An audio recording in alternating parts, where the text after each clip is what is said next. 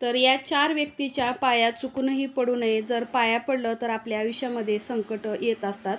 कोणते व्यक्तीच्या पाया पडू नये? नमस्कार मित्रांनो, श्री स्वामी समर्थ.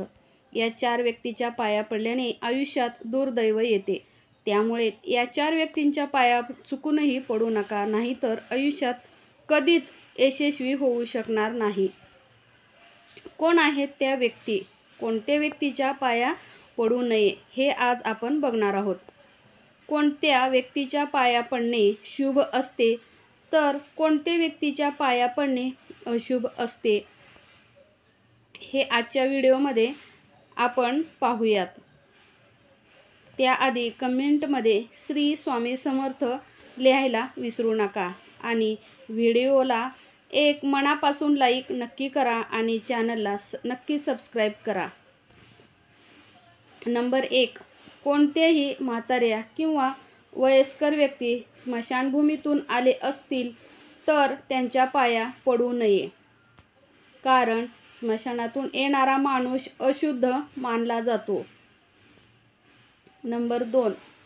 मंदिरामध्ये कोणताही माणूस देवाची पूजा करण्यासाठी जात असतो, त्यावेळी तो सामान्य असतो. त्यामुळे मंदिरात कोणी भेटले तर देवाच्या आधी त्याच्या पाया पडू नये. नंबर 3.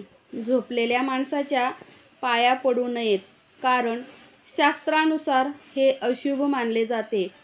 शास्त्रानुसार झोपलेल्या माणसाच्या पाया पडणे म्हणजे मृत्यू पावलेल्या माणसाच्या पाया पडल्यासारखे असते. त्यामुळे खूप नुकसान होऊ शकते. नंबर 4. एखादी व्यक्ती जर देवपूजा करत असेल तर त्याच्या पाया पडू नये.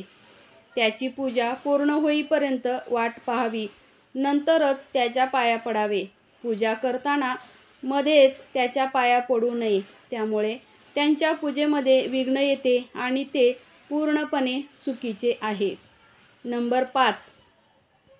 साधू संन्यासी यांचा आपण पाया पडावे, पण त्यांना कधीच आपल्या पाया पडू देऊ नये, कारण ते फक्त त्यांच्या गुरूच्या पाया पडत असतात.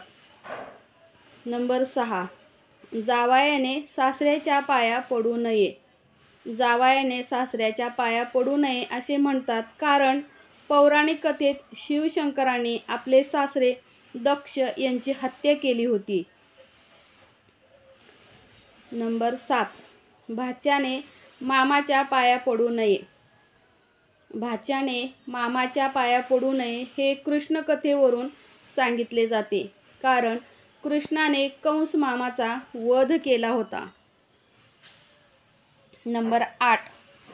जेवताना पाया पडू नये. एखादी व्यक्ती जेवत असेल तर जेवताना पाया पडू नये. नंबर 9. प्रवासाला निघणाऱ्या व्यक्तीच्या पाया पडू नये. तसेच तुमच्याबरोबर प्रवासाला निघालेली व्यक्ती वयाने मोठी असली तरी तुमच्याबरोबर निघणार असेल तरच त्यांना नमस्कार करू नका. नंबर 10. शत्रूला कधीच करू नका नमस्कार, कारण त्यांच्या मनात कायम द्वेष असतो. आपले चांगले होऊ नये अशी भावना त्यांच्यामध्ये असते. त्यामुळे त्यांच्या पाया पडल्याने आपल्यात नकारात्मक ऊर्जा येते. तसेच तो मनोमन आशीर्वादाऐवजी शाप देतो. म्हणून शत्रूला कधीच नमस्कार करू नये. कोणाच्या पाया पडल्यामुळं भाग्य वाढते? नंबर 1. मोठी बहीण आणि आत्याच्या पाया पडल्यामुळं बुध ग्रह मजबूत होतो.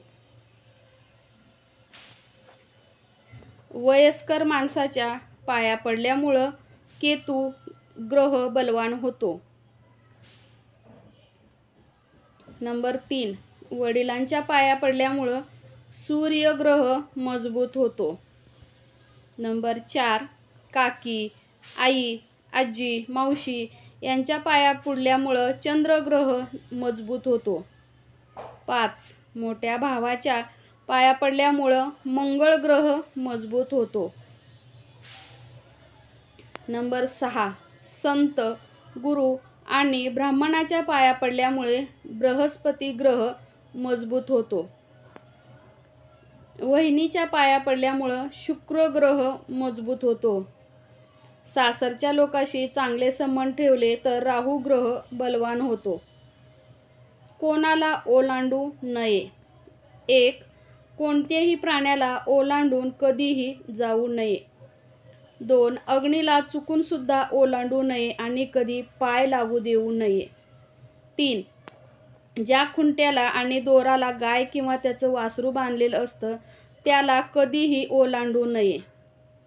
4. केस, भस्म आणि अपवित्र वस्तूंना ओलांडू नये.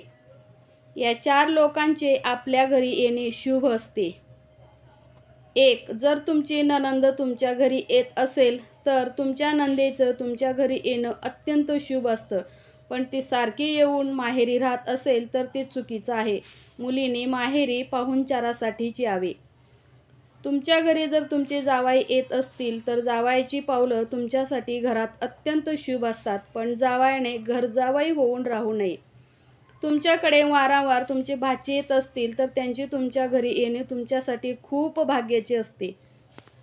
तुमच्या घरी कोणी संत, महापुरुष किंवा गुरुजन येत असतील तर त्यांची पावलं तुमच्यासाठी खूप शुभ असतात. कुमारी मुलींना कधीच पाया पडायला लावू नये. हिंदू धर्मात मुलींना देवीचं रूप मानले जाते. कुमारी मुली हे देवीचं रूप मानले जाते, त्यामुळे त्यांच्याकडून पाया पडून घेऊ नये असे शास्त्र सांगते. मुलींना पायांना स्पर्श केल्याने माणूस पापाचा भागीदार